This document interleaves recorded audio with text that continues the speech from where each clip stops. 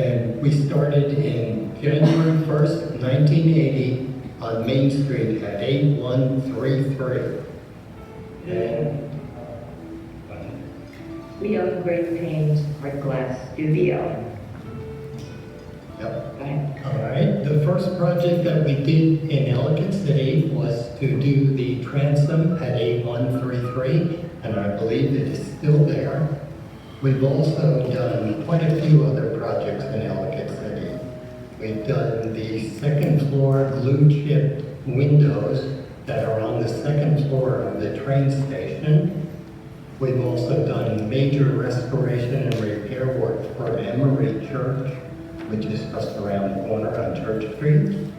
We've also done work for Chez Fernan, Tersigels, actually, and we also did work for Aldo Batiste. And then we moved down to 8069 Main Street, one of the buildings that was removed recently. And that's about it for that part of it. Let's see. In our experiences of Ellicott City, when we first came to town, there was a lot of mentors in town. There were people who had been there for many years. Of course, I did say Fernand Tersigel.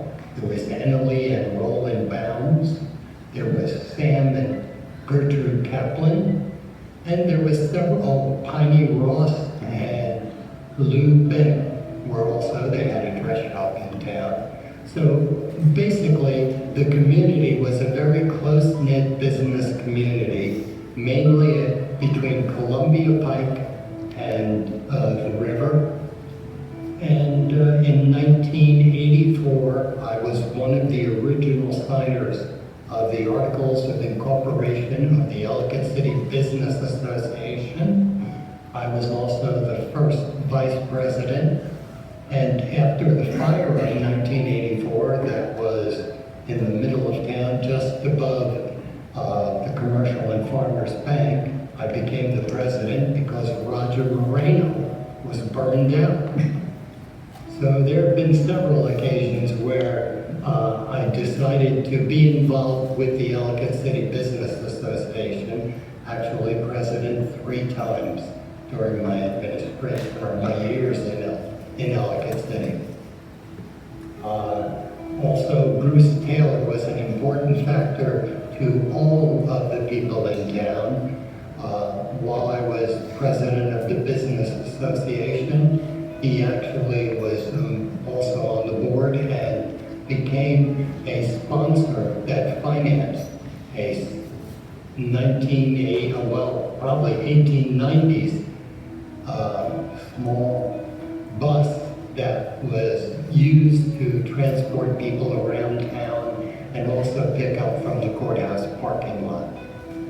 Historically, there have been many, many incidents of disasters in town.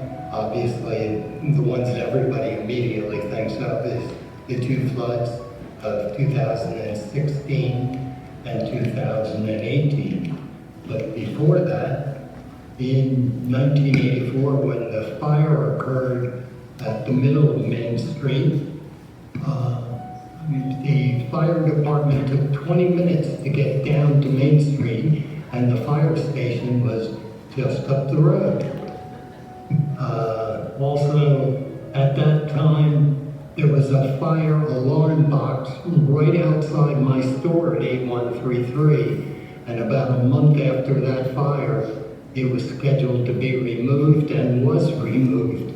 So I don't know whether it would have been faster for them to come down by a phone call or that firebox, alarm box.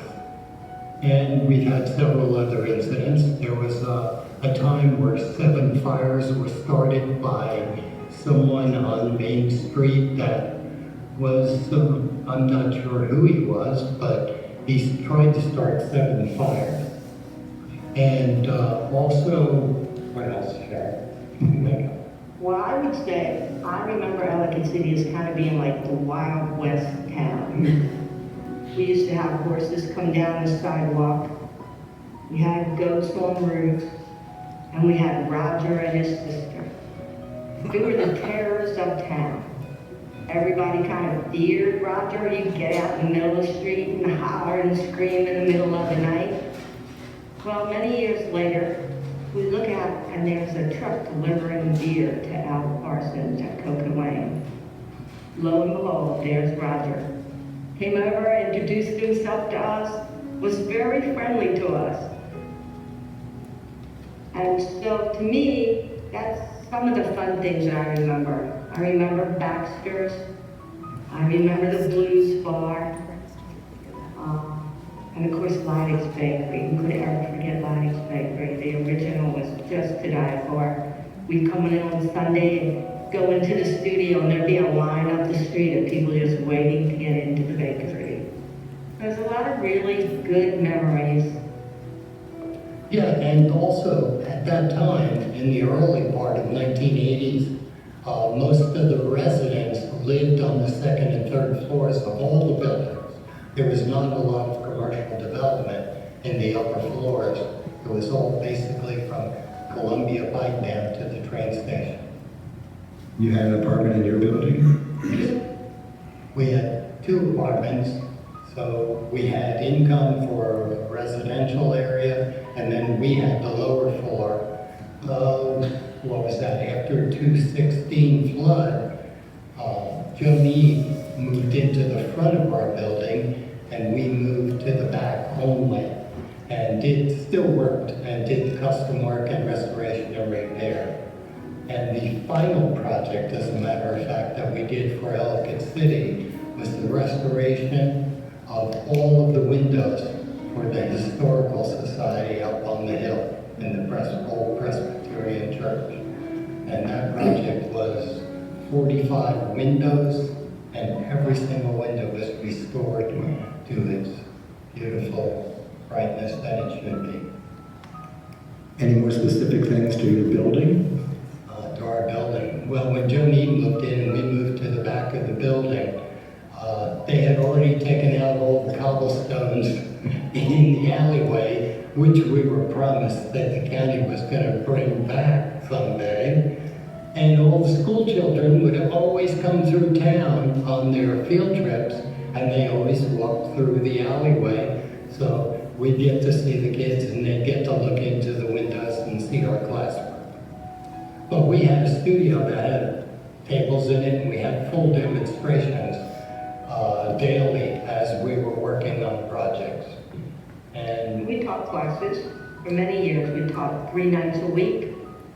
We had kids come in from the elementary schools as soon as the teachers found out that some of their students' grandparents owned a stained glass studio. The request was, can we bring the class in for a field trip when we come into Ellicott City? So we did a lot of educating.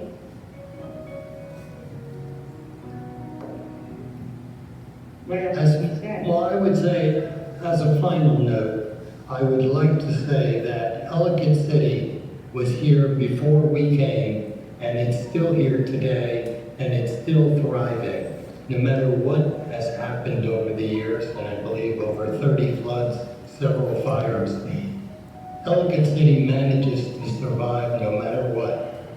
So I hope that the progress of the River Walk will just continue to bring in more people. But I do see that Ellicott City is flourishing, and it's given us everything that we ever wanted in our life. It gave us the opportunity to retire, still do a little bit of glass work, and be able to be very comfortable. And we're very thankful for that. Good luck in the future.